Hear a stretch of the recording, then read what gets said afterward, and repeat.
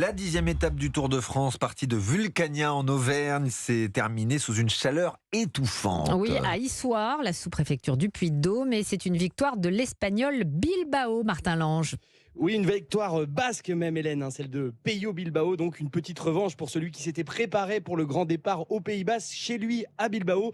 Malheureusement, il avait perdu pas mal de temps lors du premier week-end de ce Tour de France. Alors aujourd'hui, il s'est glissé dans l'échappée, un temps lâché par le laiton Chris Neland.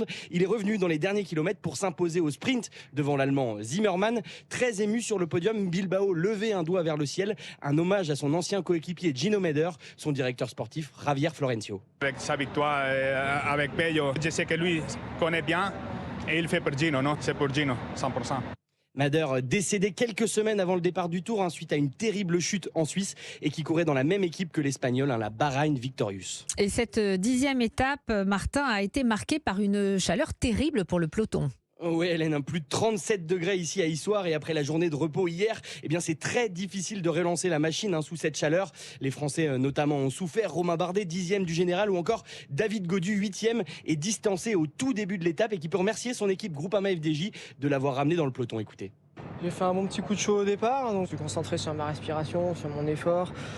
Je me suis arrosé, j'ai essayé de paniquer le moins possible. Voilà, l'équipe, ça sert aussi à ça. Je pense que dans tous les cas, aujourd'hui, j'aurais été très très loin. Gaudu et Bardet ont fini avec le maillot jaune. Jonas Vingegaard, ils espèrent un peu de répit demain sur la route de Moulins. Météo France annonce en tout cas une baisse des températures cette nuit pour le plus grand bonheur des coureurs, Hélène. J'imagine Martin Lange sur la route du Tour.